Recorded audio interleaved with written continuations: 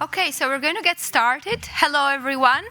I'm delighted to welcome you to this session titled Knowledge Making is Imaginative Practice as part of the Creative Brain Week. Absolutely thrilled to be here, and thank you, Dominic Campbell, and everybody in the organizing committee for putting on such an amazing event. And I'm so thrilled to introduce you to this session's speakers as well. This session is a series of case studies of artists, scientists, and professionals working together towards health and towards bridging divides. And I want to echo Dominic Campbell's words right now. He said, "Thank you for bringing the cows." So please do bring the cows to this session, and all the inspiration, the cross-fertilization, and the free spirit of creative practice. First of all, I want to start by introducing to you Dr. Adolfo García. Adolfo is the director of the Center for Cognitive Neuroscience at UDESA University in Argentina. He's also a Senior Atlantic Fellow for Equity in Brain Health at the Global Brain Health Institute. And Adolfo will speak to us today on failures to communicate science and hopefully a fair bit of success as well. So we're looking forward to your presentation, Adolfo. Thank you. Thank you very much. Can you all hear me all right there? Yeah? Awesome. And this should work. Will it work? Can we bring the slides up, please? And there they are. Yes, awesome. All right, so I'm going to be talking about how not to communicate science. Basically, this is going to be a tour de force into everything that I've done wrong over the years, yeah? So get ready to have a good laugh at my expense, yeah? But mainly the thing that I want to do today is what follows. All of you are consumers of science news, yeah, daily. And many of you also are communicating science or have the chance to do so. So I'm going to be speaking to those two subpopulations in the audience, if you will. This is the roadmap. We're going to be talking about some general notions about communicating science, some of the mistakes that I've made. I'm going to be wrapping things up, and Q&A. No, that'll be saved for last, I guess. So let's talk about communicating science. There are a couple of notions a couple of terms that are thrown around there. You may have heard about science dissemination, yeah, or science popularization, and those terms are quite useful, quite widely used. But the thing is that they are quite asymmetrical, right? I mean, it's the researcher who disseminates, it's the researcher who popularizes in a way. When you talk about communication, you can go to the etymology of the word, and it is to make common, right? So communicating science is not just about the asymmetrical, unidirectional process of the one who knows telling those who don't what things are all about, but actually of co-constructing knowledge. And there are unprecedented conditions for this to happen nowadays with technological advances and whatnot. Why should you even do it? First of all, it's a social responsibility. If you are a researcher, or if you work in any other arena that's concerned with brain health or whatever your specialty is, and you're only talking to those who belong to your field, then you're being endogamic, right? And we believe, I hope, that what we do is important beyond the confines of the people that do what we do. So it is our social responsibility. It's incumbent on us to try to spread the word beyond the limits of our disciplines. You can empower people through findings. Fake news is something that permeates all social media. And we can, if we have the chance of bringing some scientific information in the hurricane of misinformation that's out there, you're giving people the chance to act on other types of data. You can involve populations in the process, and this is quite good because you can get feedback from different actors and improve your science, improve your methods, improve the questions that you're asking, and you can also contribute and engage in dialogue with them. You can self-regulate through criticism because your peers, other scientists from the same field, from other fields, are going to have the chance to comment on what you're doing. And that is a great source of improvement and progress. And of course, you can draw inspiration from other scientists by seeing what they are doing. There are many good examples of how to communicate science. Scientific American.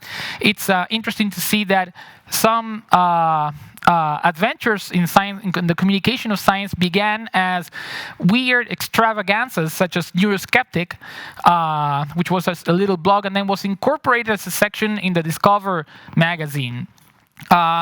In Latin America, for the Hispanic population, El Gato y la Caja, they are doing amazing work, high-quality writing with high-quality science. And, of course, our very own GBHI blog, which I invite all of you to check regularly. Great stuff being communicated there regularly. Now, everything that you may want to be aware of, I'm going to be sharing with you some anecdotes of things that went wrong and that I learned from. Something that I used to do wrong is what follows. You are giving an interview, right? Somebody's asking you about your work.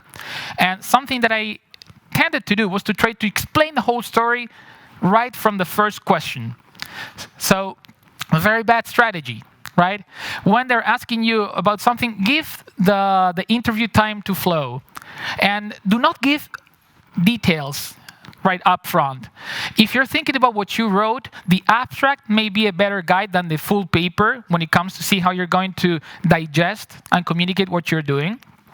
So leave room for follow-up questions, because another thing you may be doing is just impede the possibility of dialogue, which is what really differentiates an interview from an exposition or a monologue. So for those out there, don't trip on that stone that I've tripped on so many times. Another thing to be aware of is the blindness of erudition. What is obvious to the expert may be revealing to the layperson. And I remember I was auditioning for a TEDx talk. You have to go through a number of auditions. And my talk was about the links between the brain, body, and movement and language. And I was going through these ideas, and one of the judges, there are judges, pretty much like American Idol, but they're way meaner, right? And one of them said, wait. So you're telling me that language has to do with the brain, right? And then it hit me. Right. I mean, there are things that you just take for granted, right? Because they are the very axioms, the premises upon which you work when you're in a specialty field. But those very basic notions may be the thing that you want to communicate or start by communicating when you're facing someone who does not belong to your field of expertise. The how on the par with the what. I remember back in the day, something that I used to do was to just comment on and mention the findings of our study, completely neglecting the methods through which we had achieved or obtained those findings. Very bad idea. If you only communicate what you found, basically you're asking your audience to take a leap of faith and to just trust in what it is that you are doing. It's no different than communicating any other thing that you would expect people to take at face value. What really differentiates science from other forms of knowledge out there is the methods. It's how we do things.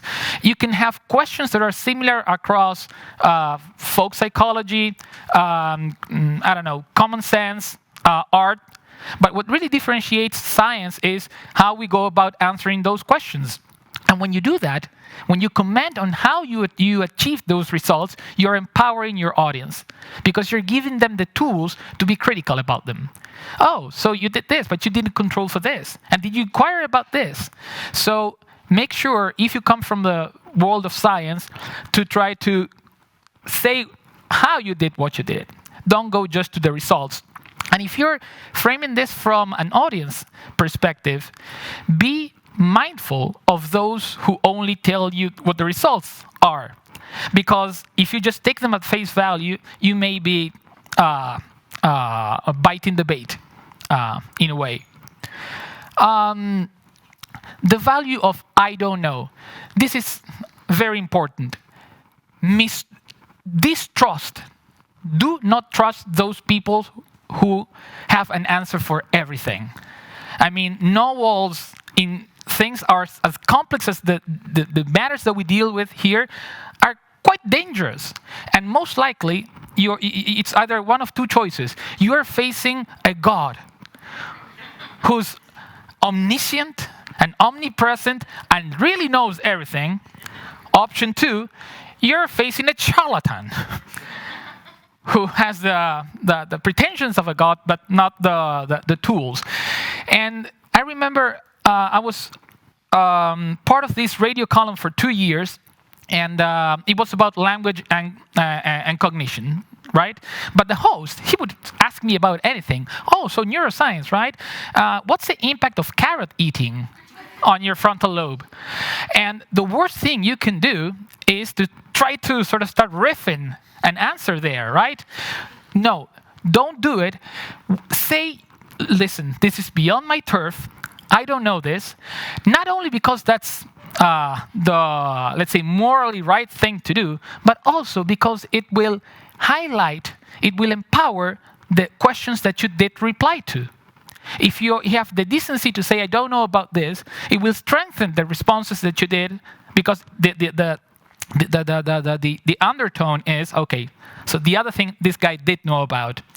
And from an audience perspective, be wary of those people who do dare answer everything. Discoveries or results. Something that we have to be careful about is not presenting individual results as revealed truth. You find something in one paper, especially if it's the first time you find something. So you go there and maybe you're tempted to say things like, well, what we showed is that this works like this. This parcel of the brain or reality is like this. But careful there, because an empirical result is not the same as a universal truth or a factual demonstration. For something to jump from the sphere of a result to a fact, what you need is replication. Many, many more works done independently that converge into the same result. And unfortunately, neuroscience is one of the worst fields at doing that, because neuroscience rewards novelty over replication. So careful there. From a communicative perspective, I think it's important to be explicit about this, to state that what we are commenting on is something that was found in 1, 2, maybe 3 papers, but not to place that under the guise of something that is universally valid and fully discovered. Especially because when you do many replication studies, there was this famous study done a few years ago. Out of the 100 most cited studies in cognitive and social sciences, 30 of them, upon replication, showed same results. 30 of them did not reach significance, and the other 30% showed completely opposite results. So let's be careful and humble about how we communicate what we are doing when our material is the one paper that we have to discuss. State what a result does not mean. I mean, cancel spurious inferences. So if you say, and this I learned the following way. I was commenting on a study that had shown that people remembered information from a lecture better when they took notes shorthand than when they did it with a laptop. And this is what they wrote on the cover of a newspaper when that interview took place. Scientists recommends not to take notes on your notebook. You learn less. That's not quite right. So that's not what I said, but all of a sudden that is what apparently I had said, right? So that taught me this lesson. Say what you want to say, but also try to anticipate those misinterpretations that journalists may fall prey to and cancel them. Say what you don't want to say. And that's a good safeguard for you as a communicator, but also for your audiences, so that they don't have to find this in a newspaper and just gulp it down. And this is the final one I will mention today. I have many more, but request power of review. This is what I refer to as the Chinese calamity. So I was in China, keynote conference that I'm giving. It's about bilingualism, and my main claim is as follows. Many studies have suggested that bilingualism improves your brain function, and it confers protection against dementia. There are many papers that speak to those two things. However, there's a similar number of papers in the literature that show that there's no such a thing. The papers that show positive results, they are hyper-cited in the literature, and they make the front lines of newspapers. The ones that show negative results, they don't make it. They are not cited, they don't make it there. So a journalist comes after I give this lecture, right?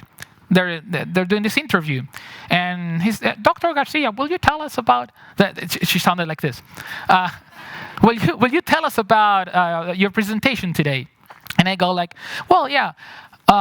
Many studies have suggested that bilingualism boosts your brain. However, and I spent 10 minutes saying everything that I had to say against that argument. Next day, I turn on the TV, and I see, we have this interview with Dr. Adolfo García. Let's see what he had to say. Dr. Garcia, tell us about your talk. There's many studies have said that bilingualism boosts your brain. End of the story. Thank you. They pretty much used me as a puppet to say exactly the contrary to what I wanted to say. Request veto power. Yeah, make sure you have a chance to edit or see what it is that will come out there. So in a nutshell, science communication, let's do it. It is a social responsibility. We have all the tools that we need nowadays to turn this into a dialogical activity, which is the best way in which we can do this. Step into the other person's shoes in terms of what they might infer, in terms of how they will appraise what is being communicated there, and accept imperfection. So try to minimize these things, but also accept that many of these, many problems like this and many others that I could mention will happen, and eventually you will learn to do it better and better and better. The following slides are the complete responsibility of Dominic. I have to say, I didn't want to do this, but he said, come on, you have to end up on a bright note, right? So I'm just going to say this. Back in 2010, I was giving talks for very, very few people, right? And I was doing it very, very poorly, right? Then I started doing it better, and people were paying more attention. And we reached the point last year where we reached lots of people. So the lesson here is keep at it, be critical, be self-critical, be self-regulating, and eventually you will achieve this. Dominic forcing you to play slides on your presentation. So thank you very much.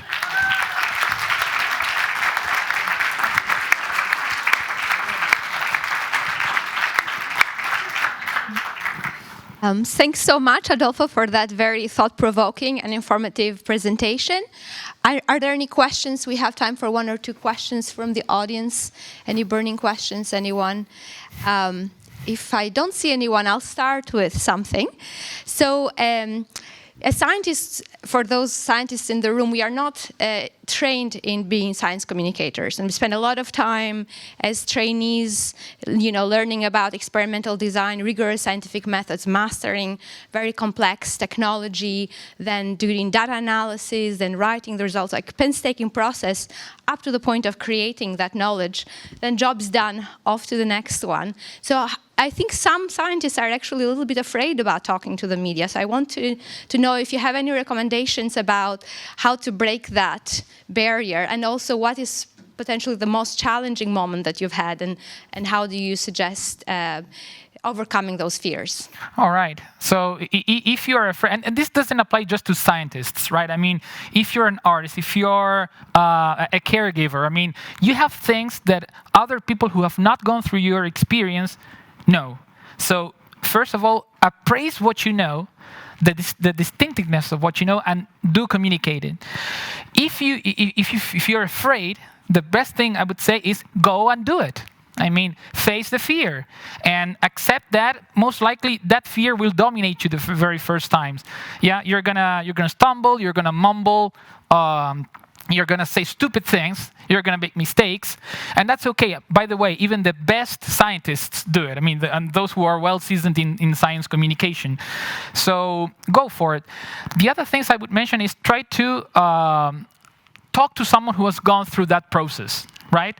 And try to gain first-hand experience, and try to ask for specific applicable tips rather than overarching very general notions about what to do.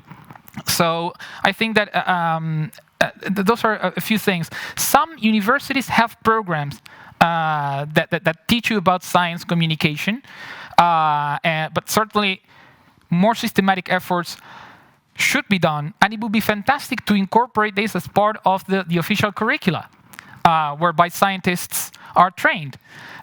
Because if we believe that really getting the results out there to those who are not scientists is part of what we have to do, then it sounds a little bit paradoxical that the official syllabi and programs are not giving room to that.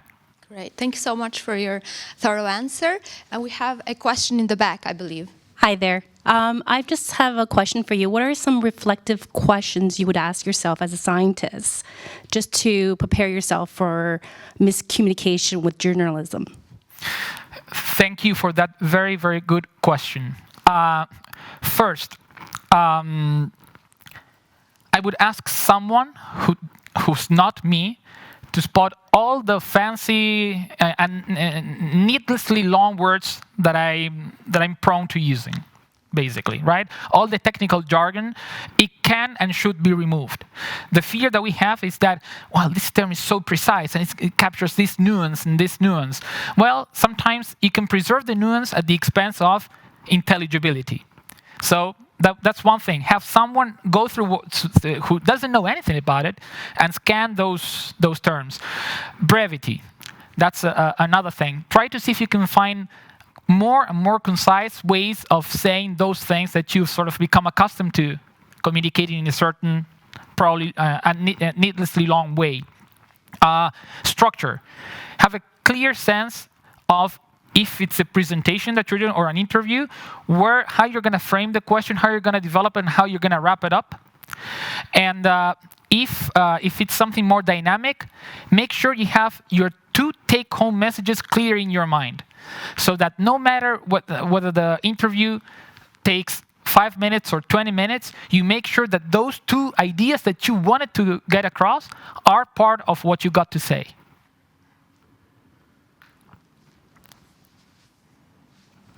Great. I think in the interest of time, we may move on to our next speaker. So next it is... Thank you again. Round of applause. Thank you. Next, it is my pleasure to introduce Gráinne, who is a professional cellist and musician and co-director of Kids Classics, an organization dedicated to creating music interventions in the healthcare, and also a trainer of musicians working in the health sector. We are delighted to have you with us, Gráinne, today. And Gráinne is also a Global Atlantic Fellow for Equity in Brain Health at GBHI. Thank you so much. Thank you. I'm delighted to be with you here today. I'll just give it a second and I'm sure they'll bring up the slides. But I'm delighted to share a journey to co-creating creative care. That's a mouthful. As a professional musician, as a music and health practitioner, and as the founder of what was called Kids Classics is actually now called Music and Health Ireland. It spans the generations. I will be sharing 2 projects that Music and Health Ireland was recently involved with that were partnerships with healthcare settings alongside local authority arts offices, county cultural and creative teams, supported by Creative Ireland Creativity in Older Age funding. I will also share some of my experience within a cross-sector evaluation team that was involved with both projects and some learning for this. And also, I couldn't be here today without the voices of the staff and the people that we engage with, so there'll be a short video at the end. Hopefully we'll have time. I'll try to be brief. So to start with a bit of background on Music and Health Ireland, we're a leader in the field of music and health practice in Ireland, and we have been bringing live music interactions into healthcare community and educational settings since 2008. We set up projects based on professionalism, partnership, and the pleasure of shared musical encounters. We aim to be inclusive, to be creative, and to connect with people through music, regardless of situations or circumstances. We advocate for shared artistic experiences which can support personal expression, new connections, and enhance the well-being of the people we meet. The methodology and approach we use is consciously grounded in cultural interactions rather than clinical goals. And we deliver our work in 3 ways. We share live music in sensitive health settings, creating programs that respond to preferences of individuals we meet. We train musicians to work safely in busy environments, which can have strict health protocols with residents and patients who may have complex health or access needs. And we support training for staff to explore the wealth of approaches of music making in care settings and its potential benefits to improve the quality of life and care relationships for residents and staff. We research and disseminate important learnings relevant to arts and health, and we advocate for appropriate resources and inclusion in policy to ensure that the national and local ambitions for arts and healthcare are realised and informed by arts and health expertise and practice. Our work as an organisation falls into 4 areas: music in children's hospitals, music in general hospitals, music in older person settings, and I will share a little bit about one of the projects in this called Tea, Chats and Tunes. And it also falls into music and health training, and I will share a project again that reflects this with our Musicians on Call project here today shortly. This map gives you an extent of the reach of our work in 2022, which was in 6 children's hospitals through our Kids Classics programme partnership with the National Concert Hall in Dublin. And our programmes in older person settings were connected with 9 HSC community nursing homes in the Midwest in Limerick, Clare and Tipperary, 2 nursing homes in County Waterford down on the southeast, and 8 in County Meath. We had a team of 13 healthcare musicians, including traditional, folk, country, popular and classical artists. And all our projects are carried out with professional musicians specifically trained to work in healthcare settings safely. Perfect. In order to understand, I suppose, our approach to co-curating music in the moment in healthcare settings, it is important to outline some of the differences between a performing musician and a music and health artist, whose role is not that of a music therapist. In brief, I have just taken 4 main areas for consideration. However, there are many more and many nuances within each of these. So as a performer, you would play on a concert hall or a stage, and the intention is a performance. Sometimes the setting is specifically designed acoustically, like the wonderful Wexford Opera House that we have in Ireland. And the audience, by and large, are in front of you. It may also have designed amplification with, like the wonderful tech people we have here today. And in relation to repertoire, a concert generally has a set repertoire, and people know what to expect when they come to this kind of setting. But as a musician in healthcare, the setting and space is now a clinical space, it's a workspace, and it's home for some. It's a place of health, healing, and well-being. And the intention is about the people we meet and their music. So our need is to be flexible and responsive. There's hard surfaces that impact volume, and people are all around you. And the repertoire, it's about their repertoire, and not all instruments are suitable for healthcare spaces. In the field of music and health, as an artist, we're not an entertainer and we're not a music therapist, although there may be an element of entertainment and there may be a therapeutic side effect. It is important for musicians to understand and prepare for their role in the healthcare setting by undertaking training to acquire the appropriate skill set for best outcomes. Professional healthcare musicians would also engage with ongoing programme evaluation and reflect on their practice to develop and improve their skills in this field of practice. So one of the first programmes I'm going to share with you today is the one I mentioned, Musicians on Call. It was a project led by Limerick Arts Office in partnership with Music and Health Ireland as the artistic partner and the Health Service Executive in older persons settings in the Midwest in Clare, Tipperary and Limerick. The project collaborated with 9 community nursing homes across this region and include in-person and virtual visits. The programme aimed to bring live music to older members of the community that was more than outside-in live broadcast. It aimed to promote health and well-being by improving the quality of life and cultural access for those who live and work in healthcare settings. And it aimed to grow a team of professional musicians to work appropriately and sensitively in these health settings in a person-centred engagement. It also offered workshops for healthcare staff to explore the wealth of approaches to music making in care settings and its potential benefits to improve the quality of life for residents and indeed the caring relationship between staff and residents. This was the element that was chosen for a part of evaluation last year. And just in brief, the workshops aimed to raise, I suppose, to support the needs of the residents and music activities during our Musicians on Call programme visits and indeed afterwards. And the invitation was sent out to nurses, healthcare assistants and activity coordinators to come along and enjoy a series of 4 pilot workshops which took place between July and August last year, online via Zoom. And the activities that included sharing simple tools for music making to support engagement in a personalised, practical and fun way. We explored how words and music can be used as tools for creative expression and guided participants through examples of reminiscence through music.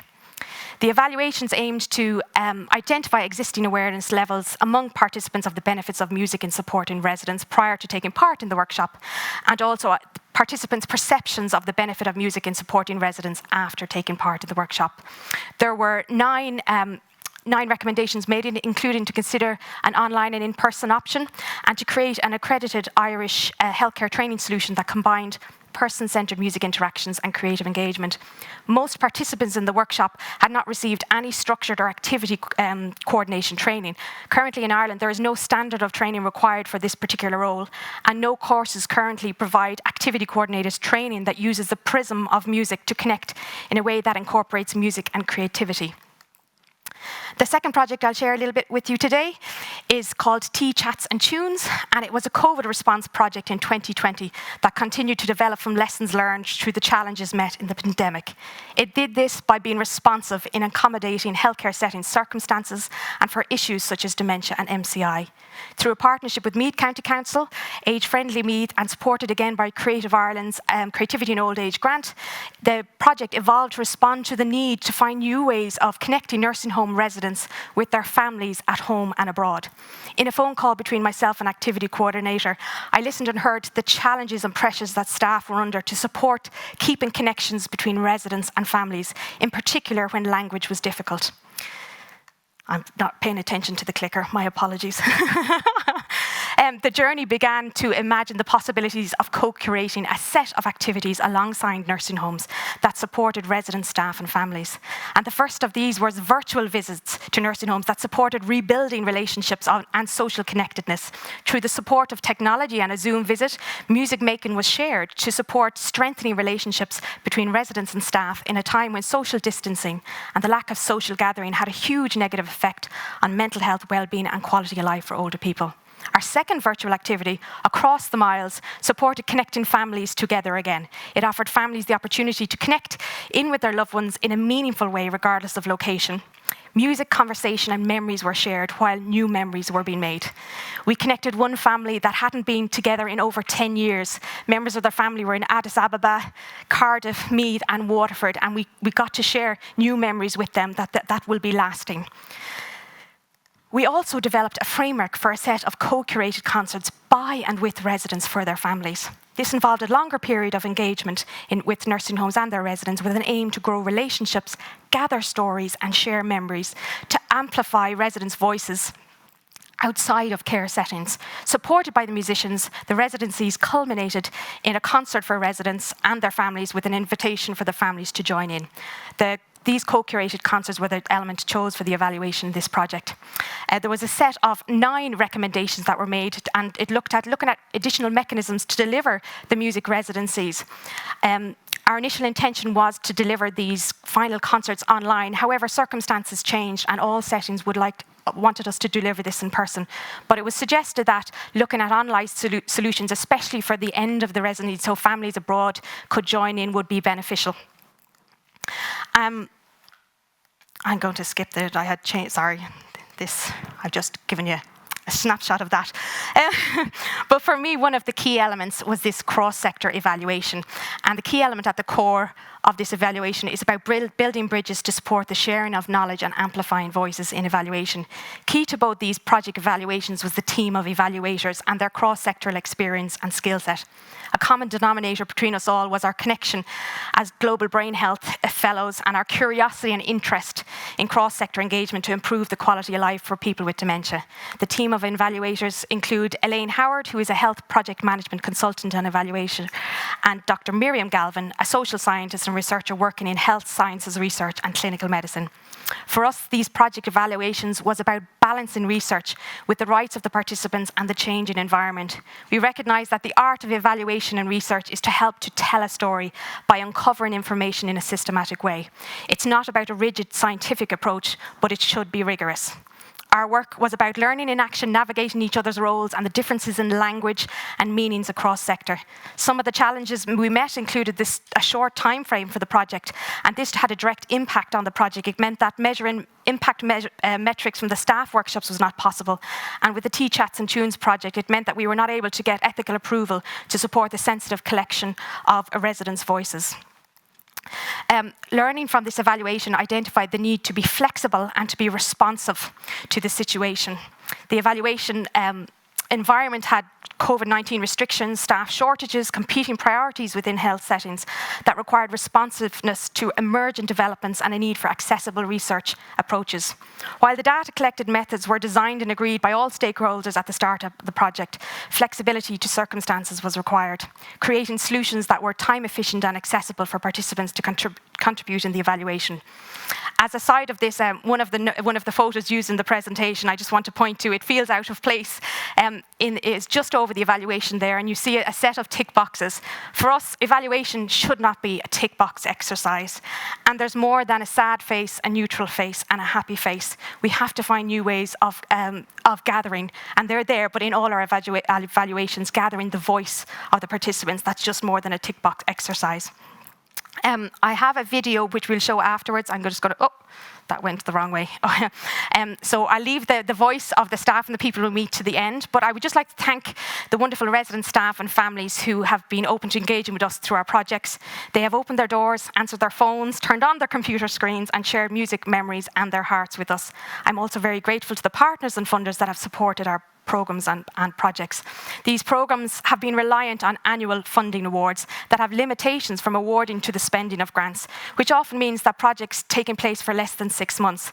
This year we are still awaiting open call funding round announcements that may or may not align with arts and health practice, and by and large are dependent on individual and local community champions. There have been great work that has started in cross-sector government engagement in Ireland over the last few years, and this will support and impact this space. However, there is still work to do. So I leave you with 3 questions. Is it not time for a commitment to prioritise and improve a policy framework that supports arts and health at national and local levels? Is it not time that arts and health professionals are included as key experts in the design and development of arts and health policy and programmes both nationally and locally, and for cross-sector investment in research and education in the field of arts and health? I would like to imagine at a time in the near future that a cup of tea, a chat and a tune is possible in healthcare communities every day of the year. But before I close, I want to take a few special moments to thank a wonderful group of peers in the Arts and Health Coordinators Ireland network. AHCI, as it's known by its members, is a representative national network of professionals working across Ireland in a range of healthcare and community contexts who recognise the significance of partnerships and collaborations that exist and are possible within national and local structures and settings, and the very real benefits and impact this opportunity brings. The very first meeting of the network was held on March 6 in 2003, and just last Monday we celebrated our 20th birthday. AHCI members bring together extensive leadership within the sector, and it is our experience that high-quality arts and health practice makes a valuable contribution to societal well-being and the quality of life across all communities. Thank you for listening to me today, and I'm just going to share, they're going to hopefully get a video going there. It's best to finish with a little bit of music. This was taken place in 2021 in a wonderful nursing home, St. Camillus' in Limerick. Oh, it's for to share a room as I worked hard for the credit, and getting up late on Sundays I never get to Today we had one of our regular 2-week sessions with Musicians on Call, which is the group that come in and are working with our team to build on those therapeutic relationships that we have with our residents. We're evolving away from a medicalised model of care where we would have, been very prescriptive about how we delivered care. It not only creates a feeling of well-being within our residents, but also within our team. We come in as the musician in the door, and the intention is to offer a song which we hope will spark a memory. We love to be flexible with what we do, but also to hear their voices. We're there about supporting their songs and their music. We couldn't do it without the support of staff. It's like it's a friendship that develops. In some ways, it feels like an extended family. And already today, there's voices that might have been very quiet at the very start of this programme a year ago, and already they're jumping in with songs and requests. The value to me of music in this setting is about being alive and in the moment with music in a space that we're all doing this together. And that's be it for the musician, the staff, the resident, the family member. It's a shared experience that we all get to talk about afterwards. It's not so much what you can measure as much as what you can feel. And I think we talk about the arts, it's measured really through our senses. Sometimes when somebody's listening to music, their heartbeat can lower, they can become so much more relaxed. Their breathing can become so much more relaxed. That's, to me, how the creative arts affect a person physiologically and psychologically, and I think it's huge. Everybody seemed very happy. There was a smile in everybody's face. People went in there after getting up, and they were drowsy, and they went in and, they weren't themselves, and suddenly the smile came on their faces, and they were all extremely happy. Anything that supports people and supports their self-esteem and gives them confidence, brings joy and fun, socially gets people together, singing, chatting together and having fun. You can't beat it. We spend all day, every day, going from one thing to another, and I suppose telling ourselves how busy we are as well. And our residents, they see that. And that opportunity for the residents to know that this is their time, we're there for their time, we're enjoying the relationship that we have with them through that as well. For me, parking, being the director of nursing, for a short period of time, to become that person within this community at that level, it's invaluable. Hello, this is my song. Here is a song, my serenade to you.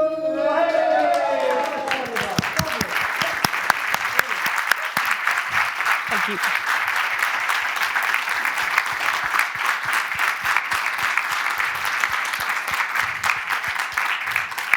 Wow, thank you so much, Gráinne, for sharing with us your powerful work. Thank you. Any questions from the room in the back? Thank you, Gráinne. That was a very educational video indeed. During the traditional music festivals, as I said, that happened in late January here in Dublin as well, with traditional music as Berlang's Gaelic Freshen. They said that there has a new music therapy degree being developed at Limerick University as we speak, and it should be up and going within the next 2 years. Do you have any comments upon that, or do you have any thoughts about the new music therapy degree being developed down in Limerick, or how do you think it will be progress over time, please? I'm not familiar with if there's a new one. There currently is one running a 2-year MA, and it's turning out wonderful music therapists. And it, to my knowledge, it incorporates all musical genres depending on the musicians that come into the programme. It's wonderful to see that, and I suppose our work complements their work. We're not working in a clinical goal. We might be in a clinical setting. The work that we do is a creative interaction, and I suppose it's not part of a clinical treatment, and there's no purpose other than to come in and engage. So the approach that we use, it's literally from musician to another artist and musician that's in the room. But anything that supports people in healthcare settings is amazing. There's space for everybody, and there's a need for both. Thank you. Another question in the back. Hi, Gráinne. Thanks very much. Gráinne McGettrick from the an Atlantic Fellow for Equity and Brain Health and GBHI here. And Gráinne, I heard your clarion call around the policy framework and the need to embed this work in practice. But I'd like to hear from you what you think needs to happen to ensure that there's equity for the artist as much as any other co-creator in this space.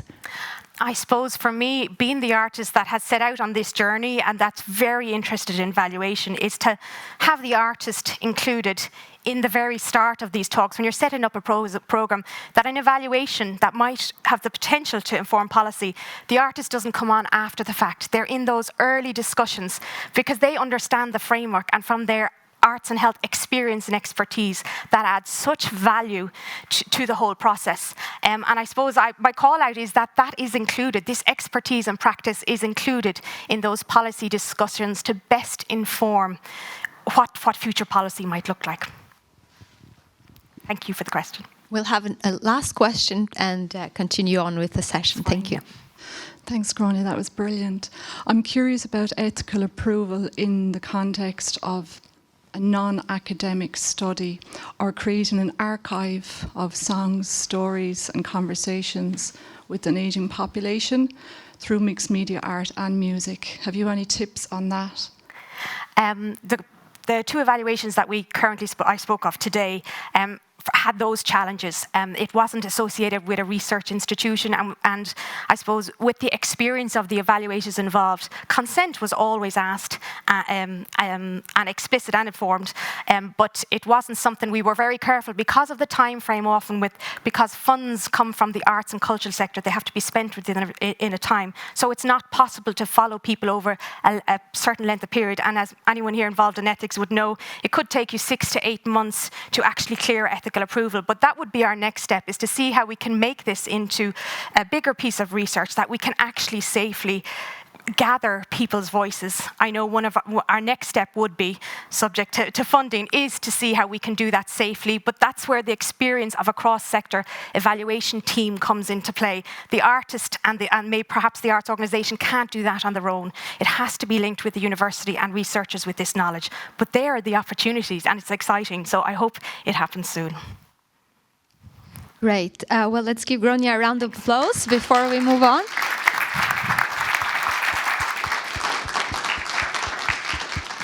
Thank you so much again. It is my pleasure now to introduce you to our next speakers, Owen Boss and Mark Cunningham. Maybe we'll sit, and if we need to stand, we can stand. We'll present together today. So Owen Boss is artistic director of the multi-award-winning Irish theatre production company Anu Productions. And Mark Cunningham is Professor of Neurophysiology of Epilepsy and Physiology at Trinity College Dublin. And today they will talk to us about a mixed media installation called Wernicke's Area, and won't spoil the surprise as to what this has to do with. And I'm very curious to see your presentation. Thank you. Thanks. Thanks very much. I decided to sit because I felt we might look like presenting at Oscars or something. Yeah, no. I think it's probably more relaxed. We're double act. So I'm Owen Boss. I'm visual artist and designer, and I'm co-artistic director of Anu. And at Anu, the other co-artistic director is Louise Lowe, and she's a theatre maker. So we have worked together for about 20 years, or coming up on 20 years, and we formed Anu in 2009.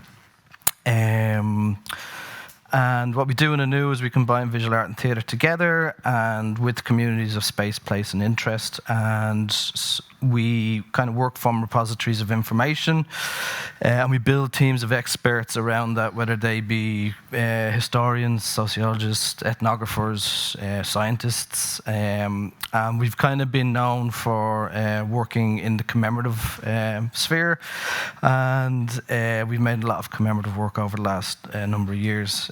So the Wernicke's Area is our first kind of foray into the realm of science, I suppose. And this image that you're seeing now is an MRI scan of my wife's brain. My wife in 2014 had to have emergency surgery to remove a tumor from her brain. We didn't know anything about it at the time, but she had to go into hospital and have this tumor removed. It was the size of an orange, the medical team told us. So you can see on one side is pre-op, and then on the other side is post-op. I'm going to get it wrong, so pre-op, post-op. And it was over the Wernicke's area of the brain, and the Wernicke's area is to do with communication and language. And so she came through the surgery she flew through the surgery, came through that really well, but unfortunately there was complications afterwards in which she contracted swine flu and then had to be induced into a coma.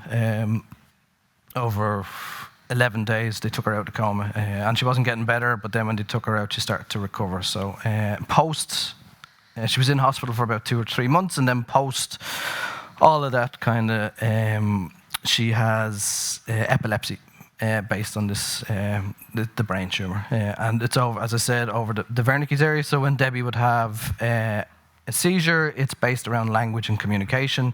So she, if she goes to speak, it'll come out in gobbledygook. And then if you communicate with her, she won't be able to understand what is happening. And she would have a seizure about once a month. And they would... in the early days, they would have lasted for hours, 3 hours, maybe longer. And then over the course of the last, coming up on 10 years now, the meds that have been administered have kind of got her to a level where these kind of seizures don't seem to last as long. And then we've learned how to deal with it, that she goes straight to bed and that kind of thing. So in the early days where these were lasting a lot longer, being the artist that I am, I was kind of going, oh, this is kind of interesting what's happening here. That she, like this kind of locked, like there was this two-way kind of communication thing that wasn't happening. And I started to think about this creatively and how, I wonder if there's anything I can do around communication or investigating this. So at the start of the pandemic, the Science Gallery Ireland, which was based in this building, put out calls for rapid residencies where they would team you up with a researcher in Trinity College, and that'd be Mark. And so I chose to work with Mark, and they teamed me up with Mark, and now it's your turn to talk. Thanks very much. No problem. Thank you. So maybe, I mean, it was really interesting what you said about methodology, and I think it is really important, and maybe I should sort of describe what I do and how I do it, because I think that's a really good place. Certainly to describe what you're seeing on this slide at the minute, because most of you just look at that and go, what the hell is that?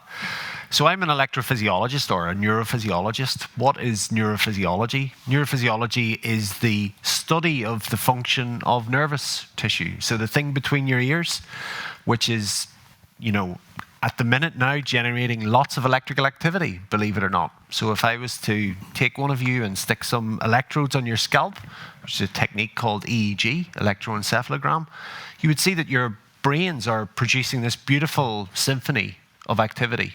And it organizes itself into discrete bands, and those oscillations or brain waves change depending on your functional state. So for example, at the minute, you should all be generating lots of fast activity, hopefully if you're listening to me.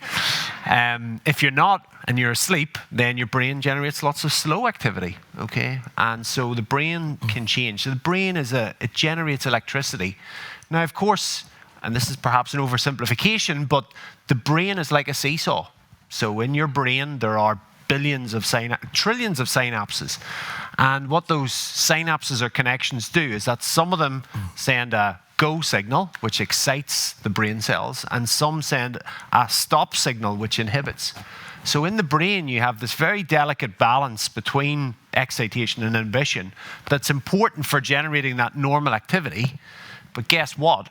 That can also go very badly wrong, okay? And as you can see in the case of Debbie, due to a tumour, which is the growth of these abnormal cells in the brain, that can upset that delicate balance. There's many reasons for why the brain can generate a seizure and that somebody then has epilepsy.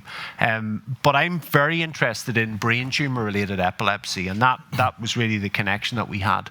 Now, what I do in the lab, which is quite unique, is that we then try and study how the cells, the brain cells, generate good activity and how that activity then goes bad.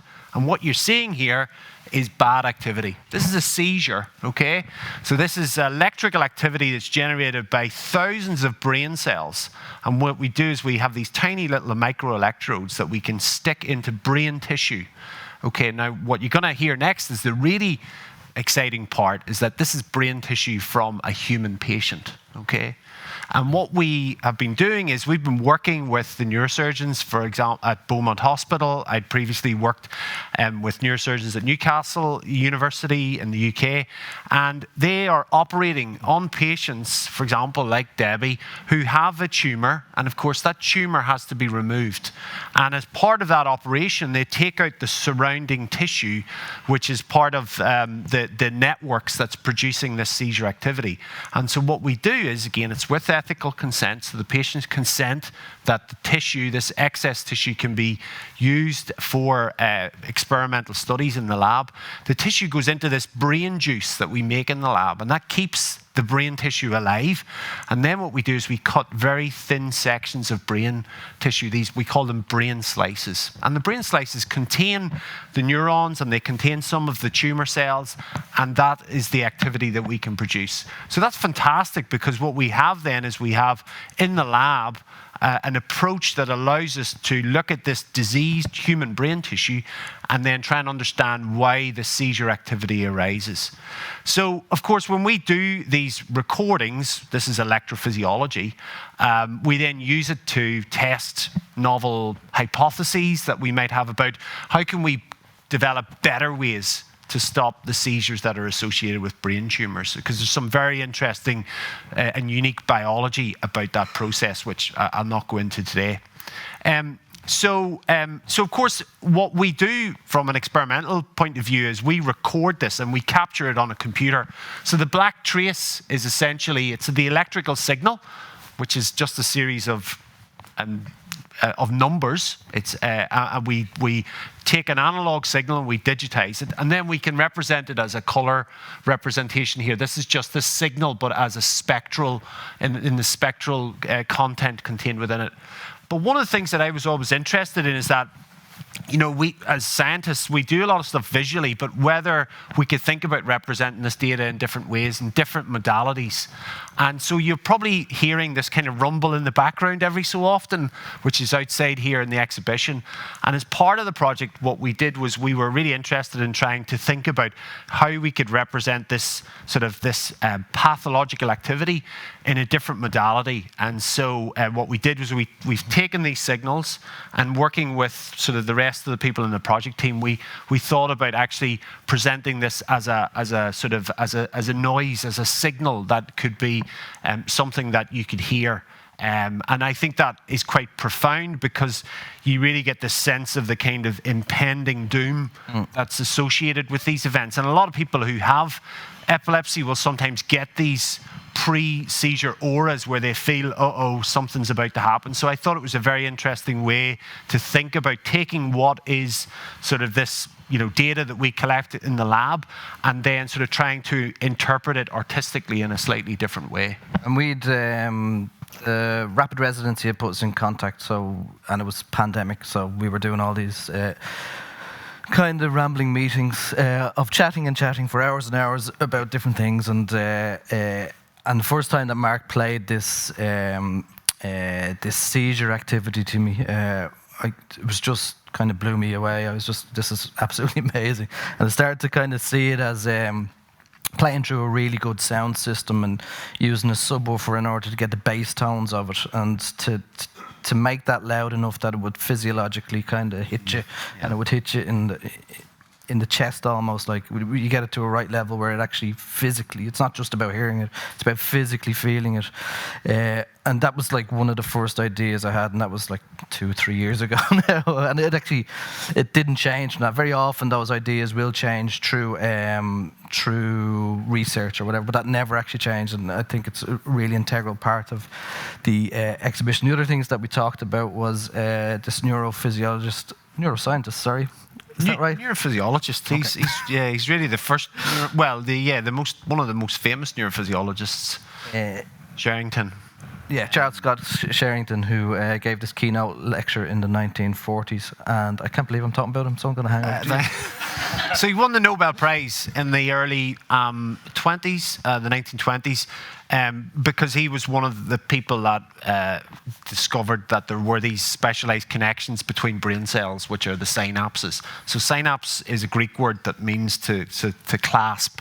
That's what they look like. They're kind of sort of holding hands. There's a tiny little gap between them, and you get like the neurotransmitter, which I talked about, the excitatory or inhibitory neurotransmitter, and it gets released, and then it diffuses across these tiny little clefts. You're working on like nanometer distances, and then it causes an effect on the other side. And so Sherrington, I kind of gave Owen the download of all neuroscience. I just kind of talked at him. Yeah, it was great. And I think because, we were just in sort of splendid isolation of Zoom.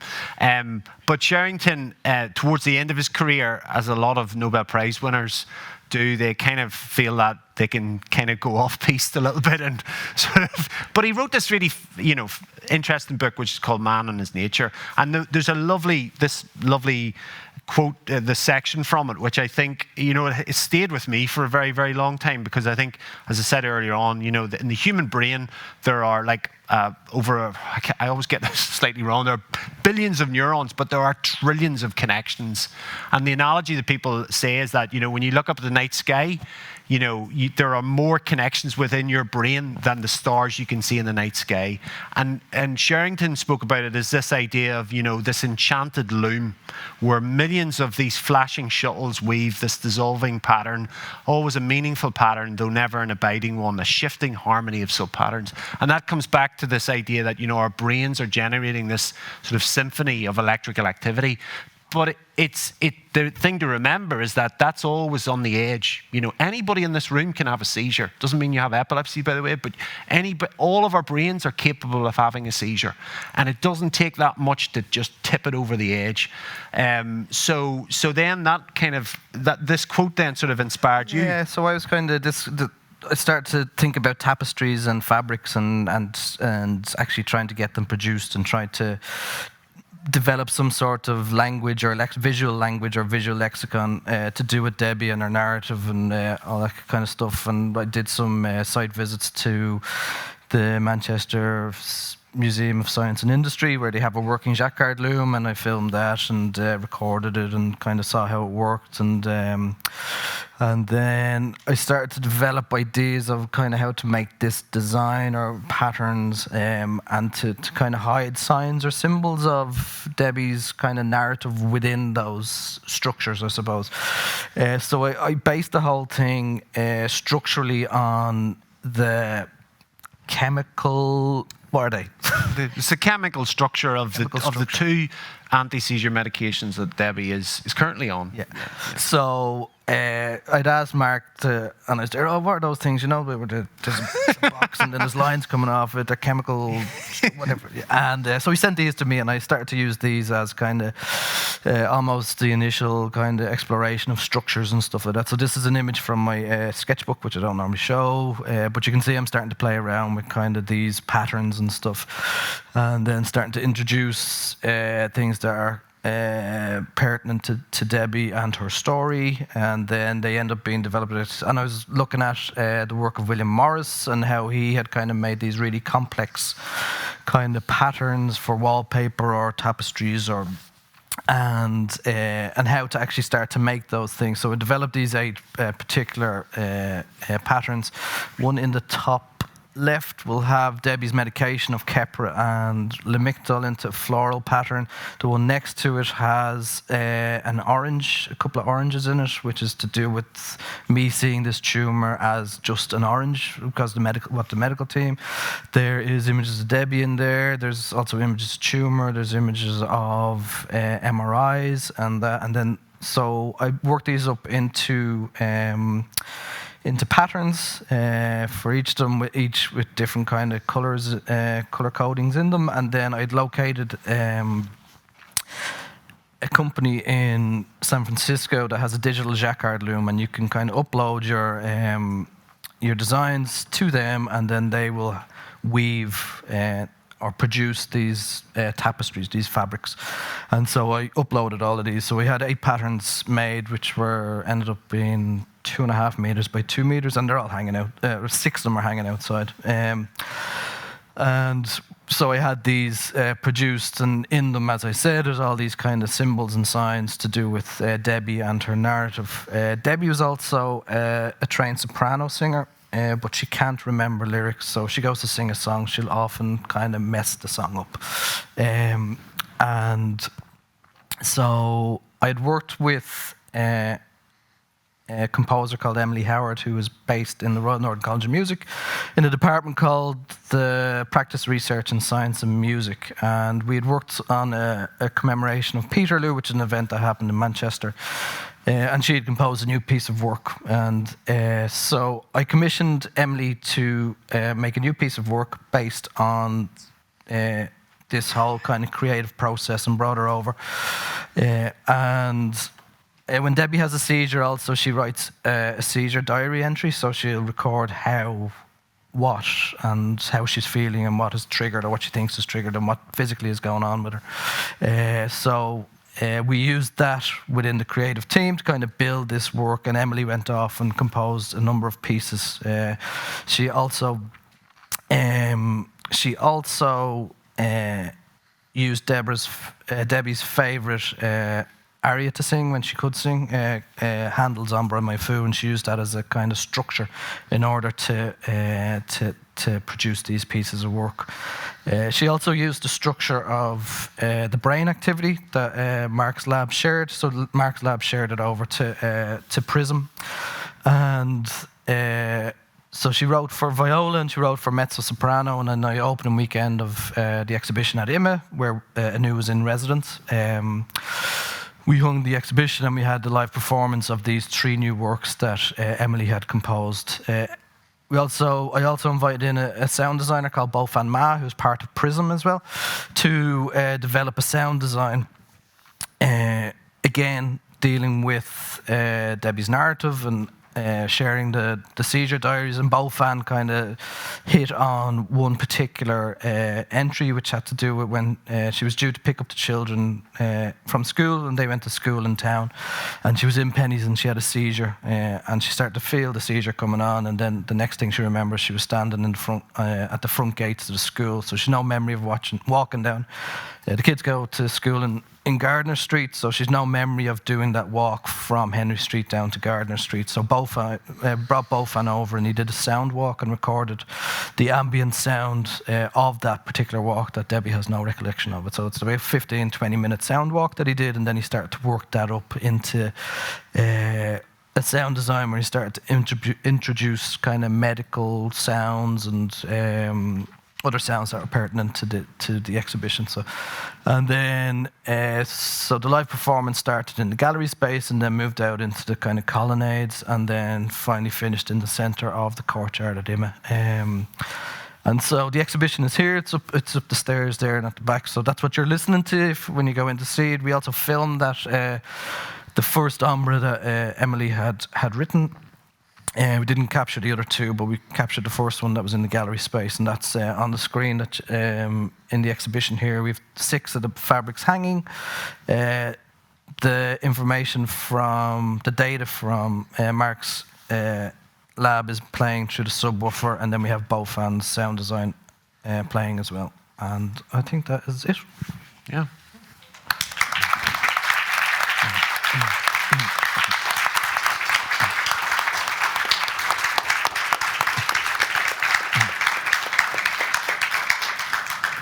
Thank you so much for sharing that wonderfully inspiring process and very personal process as well. I wonder if anybody from the room has any questions for Owen or Mark? Thanks. I'm just wondering about Debbie's response to all of this. How it's affected her, how... She doesn't know I did. I know. It's been really good. I think one of the actual initial kind of really positive things was that I would go back to Debbie and I'd say, oh, this is the conversations we had, and you know that thing where you can't actually speak, it's called aphasia, because we had never been told that. So there was these kind of, it was almost like, I suppose part of the work was trying to understand what was happening, trying to understand what was going on. As much as making a creative response was about kind of trying to understand what was going on and how things were working, you know. And I would always seek her approval isn't the right word, but her permission to use stuff like her seizure diaries. And that still is ongoing. So Emily has just recorded all of the... she's just professionally recorded all of the ombres that we made, all the kind of the three pieces. And they're going to be released next year on digital, on Apple and Spotify and that kind of stuff. But she came back to ask if for permission to use that kind of information from Debbie. So it's been really positive, I think. And in essence, the work is a portrait, I suppose, and it's a portrait of her and her illness. And I think it's also demonstrated the kind of linking into the health service or the medical service and how difficult that can be, and highlighting that kind of stuff in our heads. So even requesting her, like the MRI scan is, I had to request from her files, and part of that was I had kind of thought about putting into the exhibition of email exchanges between myself through her email address, because it's her that's applying for them, because it's her information, and the department that deals with that. And there was a delay because of COVID and all that kind of stuff, and they're understaffed. And but then it comes in a DVD, and it's like, oh God, what do I do with this? It can't, like, nobody has DVD players anymore. Like, they're not on laptops anymore. Okay, I have to go and get an external one. Okay, I have a Mac, it doesn't work on Mac. Oh my God, I have to get a free trial of Parallels so I can download Microsoft. Virtual PC on a Mac, which is a nightmare. Yeah. So it's been really positive, but it has. And I think our understanding and her understanding of what is actually happening is really key to it. Thanks so much. I think we're going to close it here in terms of questions, because in the interest of time we have to move on, but we won't do so before a round of applause for Owen and Mark. Thank you so much.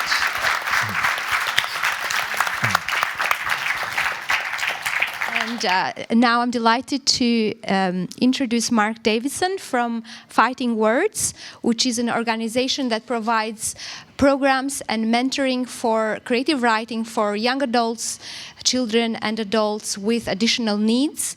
And Mark is a program coordinator there with Fighting Words, and we're looking forward to hearing more about your work. Thank you so much. Thank you.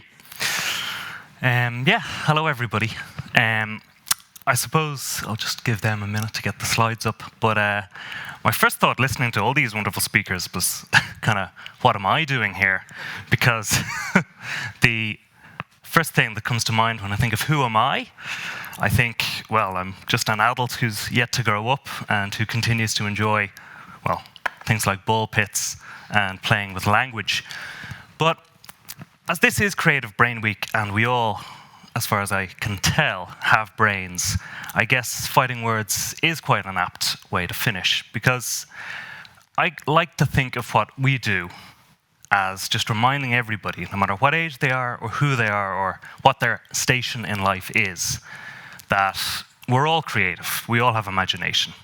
And that is a very personal opinion of mine, that it binds us all together as humans. I don't know if there's Terry Pratchett fans in, but I can't remember the exact line, but he talked about Homo narrans as opposed to Homo sapiens in one of his novels. And that kind of really speaks to me. And given that that is who I am, I'm extremely lucky to work for an organization like Fighting Words. What we do, as you so ably introduced, we do creative writing workshops for children, teenagers, adults, adults with additional needs, and really anyone who wants to work with us. All of our workshops are completely free. And we've developed hugely since 2009. So as you can read on the screen behind me, we were founded by Roddy Doyle and Sean Love in 2009. And the initial offering was solely for school groups. That was the initial vision. If anyone's heard of 826 Valencia, they are kind of an equivalent organization of ours in the States. So we were founded to bring a little bit more creativity into lives in Ireland. And from that point, we've gone from strength to strength to move beyond our initial mission statement of working with children, which was the initial one. We have, as you can see, added adults who did not have this opportunity as children to discover and harness the power of their own imaginations and creative writing skills. So that's what we do. That's our headquarters in Dublin. But since then, we have moved all over Ireland. And the type of work we do in some 15, 16 locations around Ireland, it encompasses fiction, poetry, songwriting, graphic fiction, novel writing, memoir projects with older populations, including people in nursing homes and other populations like that. And what blows me away, no matter what group I'm working with, is just the universality of imagination. And in just a few moments, we're going to test that universality here with this group, and we're going to get you to engage your imaginations in a moment. But just before we do that, kind of a very brief overview of the type of work we do. The focus at Fighting Words is always on the process and the actual engagement of the workshops or the types of activity that are being undergone. But most of the time we would have outputs as well. So up behind me there, you have a selection of anthologies of short fiction by transition year students. We have some memoir projects by retired musicians who would have been doing the show band tours of Ireland in the 40s, 50s, and 60s, and they took the time to come together over a number of months last year to kind of collect and write down their experiences and share them. Yes, We Still Drink Coffee was a really, really worthwhile project with groups, with female human rights defenders from around the world. And I suppose each one of these has a very, very different focus, but at its core, imagination is always at the heart of every single thing we do.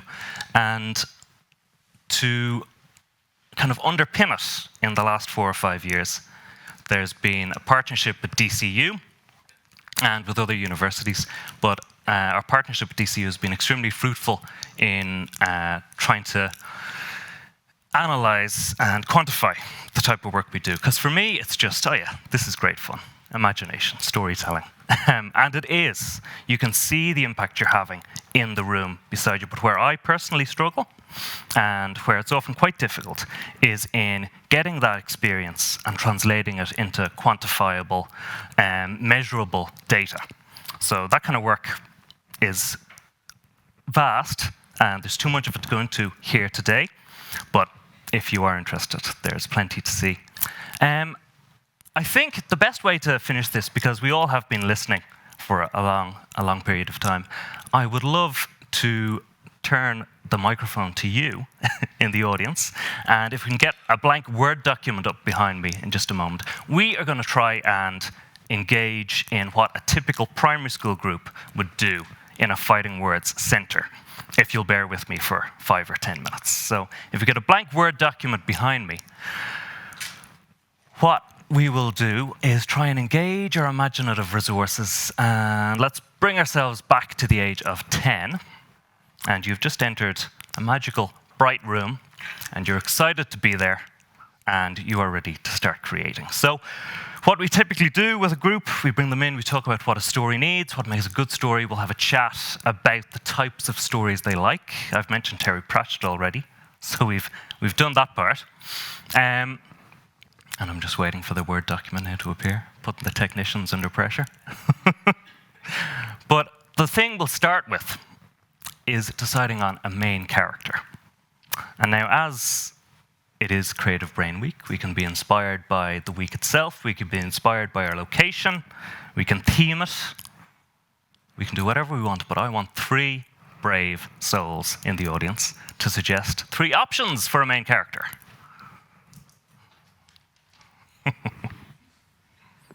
Yes, thank you. And what is the mad brain surgeon's name? Is it Mark? No. Mark's a neurophysiologist, yeah. Laszlo? We happy with Laszlo? Yeah, fantastic. So option 1, a mad brain surgeon called Laszlo. Do we have an option 2? Because usually in these sessions we would have a number of options and then we would vote. One-legged cat. A one-legged cat. Brilliant. What is the one-legged cat's name? Huh? Horace. Horace the one-legged cat. Fantastic. And a third option, I think. Oh, competition will go.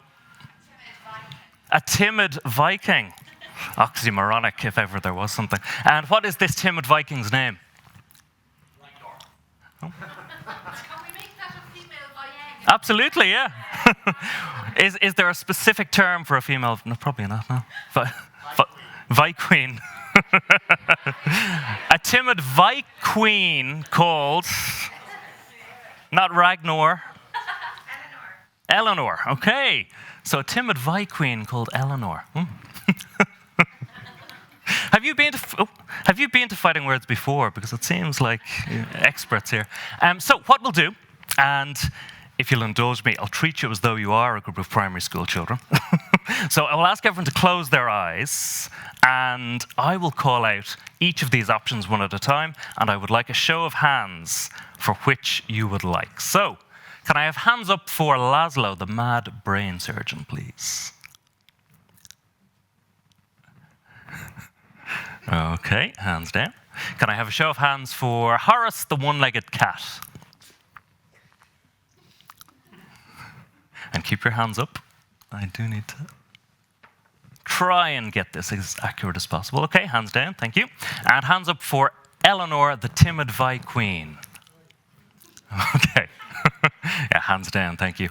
Eleanor, the timid Vi-queen is our main character. So we can delete the other options, but feel free later today to revisit them and do your own writing about Horace, the cat, or the mad brain surgeon. So, Eleanor, the timid Vi-queen, in most narratives, there is something that the character is aiming towards or shooting towards. Eleanor needs an ambition, or not to be so timid. Perfect. So, option 1, not to be so timid. Option 2, a ship. A ship. Perfect. Option 3, not to be seasick. Excellent. A timid, seasick Viking. I mean, woo, tough life, tough gig. So, let our typist catch up as well, sorry. So, not to be so timid, a ship, or to overcome their seasickness. Not to be seasick. Brilliant. We know the process. So, can we close our eyes again, please? And the reason we do this, by the way, with the younger groups anyway, is to avoid the kind of catcalling and pressure that people put on each other. I mean, maybe you guys wouldn't be so wild anyway, but we'll do it anyway. So, hands up for not to be so timid. This is for Eleanor's greatest wish, okay? Hands down. Hands up for a ship.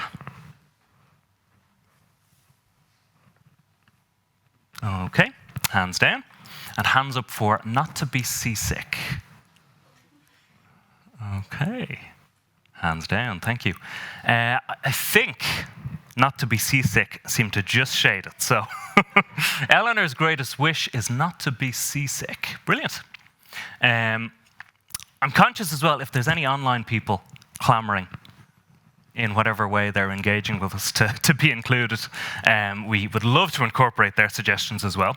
But next up, Eleanor needs a greatest fear. Laszlo, the mad brain surgeon. And you know what, Adolfo? That happens so often in every group. A character someone like just makes it back in somehow. Yeah, bring him back. So Adolfo, the mad brain surgeon, option number 1. So fear, option number 1, Adolfo, the mad brain surgeon. Option 2.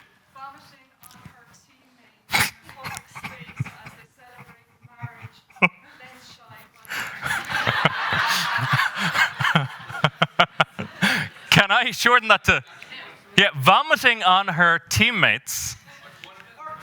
Oh, sorry, option 1 was, I was about to say Adolfo, was the mad brain surgeon whose name was Laszlo. Laszlo, the mad brain surgeon.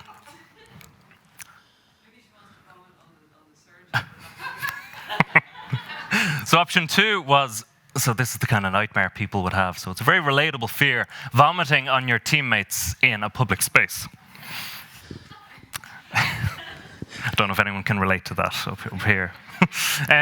Number 3, do we have a third? Sharks? Yeah, perfect. Excellent, sharks. Great stuff. If we can get ready to vote again. Choose your favorite. The online voting is quite challenging. Yeah. There's a lot of online going on. So, hands up for the mad brain surgeon. Okay, hands down. Hands up for vomiting on your teammates in a public space. Okay, hands down. Hands up for sharks. Okay, thank you, hands down. The victor is the mad brain surgeon. Laszlo, the mad brain surgeon, re-enters the picture. Very appropriate for Creative Brain Week. Finally, we would usually introduce a friend for the main character. So timid or not, this Viking or Viqueen needs a friend. Okay, a mermaid. And what would the mermaid's name be? Aurora. Aurora the mermaid. Brilliant. Okay, Gráinne whale. Now, at this stage, I would remind us that we need original characters that are not historical or mythical figures. Oh, Gráinne whale. Okay, yeah, brilliant. Okay, Gráinne whale. And do we have any online, Dominic? Sorry. Shy elephant. Shy elephant. What is the shy elephant's name? Hang on. Alice. Alice the shy elephant. Alice the shy elephant. Okay, brilliant. So we have 3 fantastic options: Aurora the mermaid, Gráinne whale, or Alice the shy elephant. So decide on your favorite and close your eyes. If we can have a show of hands for Aurora the mermaid. Brilliant, hands down. Hands for Gráinne whale. Hands down. And show of hands for Alice the shy elephant. Okay, oh, this was a tight one, hands down there. Gráinne whale just about edges it. Okay, brilliant. This is fantastic, guys. And I hope you're taking some joy in it as well, the opportunity to create. So what we will do, if we have time, I think I raced through the kind of introduction to fighting words, so we should have a few minutes. If we could put a few sentences together, and they'll probably be in pride of place on the Creative Brain Week Twitter or whatever at the end of this. So, who would like to write the first sentence of this story?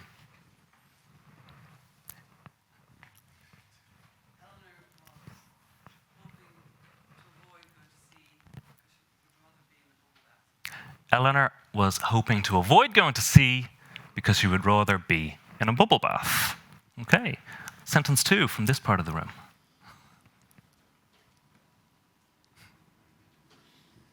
A key part of Fighting Words is trying to encourage everyone in the room to engage in some way. I'll resist the temptation to actually go person by person. But one more sentence, yeah. However, when she heard Laszlo, the mad brain surgeon, was coming to town, she opted for passage on a cruise ship. Excellent. Okay. Did we catch that? Eleanor was hoping to avoid going to sea because she would rather be in a bubble bath. However, when she heard Laszlo, the mad brain surgeon, was coming to town, she opted for passage in a passenger ferry? On a cruise ship. On a cruise ship, sorry. For passage on a cruise ship. He meant no harm, but she was concerned at his recent attempts to sell brain juice to Gráinne. He meant no harm, but she was concerned. Excellent. At his recent attempts to sell brain juice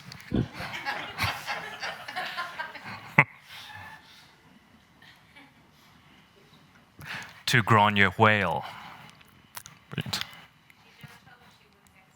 She just hoped she wouldn't get sick. Okay. What's next? We can have dialogue if anyone wants to embody Gráinne whale. Sorry, say that again. Oh, yeah. Well, she could say that to someone, I suppose. Don't know. Do we have another sentence or two? And then I'm conscious of time as well. But I'd like to. All aboard and the ship sets sail. Fantastic. And perhaps if we try and get one more line that leaves this epic tale on a cliffhanger moment, that might be inappropriate. Yeah, brilliant. Gráinne whale did get access to brain juice in the end, and the biggest brain in the world grew yet bigger. Dun, dun, dun. Gráinne whale did get access to brain juice in the end. And the biggest brain in the world grew yet bigger. Guys, give yourselves a round of applause for a fantastic story. Okay.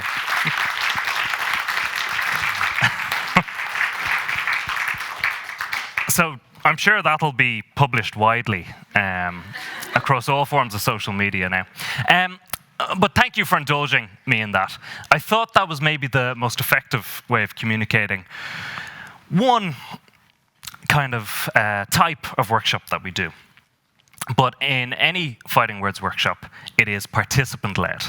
So I kind of crossed that barrier there because I was really forcing everyone here to participate. But whether we're working with primary school kids, teenagers, or adults, young adults, older people, it's always the voice of the participant that tells us how best to work with them.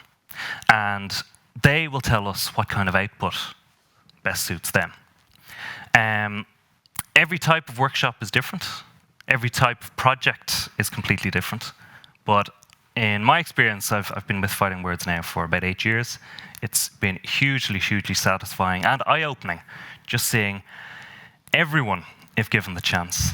I didn't mention, but we do workshops in prisons and youth detention centres, but every single person has that one thing in common with each other, which is the ability to create. And what we just try and do is give everyone the confidence in their own voice and the confidence to use that voice and a little bit of, I suppose, feedback that their voice matters. So finally, the final thing I need to say, which is the obligatory reminder to everyone that Fighting Words is run almost entirely on volunteer mentors and the kindness of their time. So if anyone does like the sound of what we've done, if you enjoyed the workshop today, please do consider checking out our website, and if you have any time at all to give, we would really appreciate it. Okay, thank you.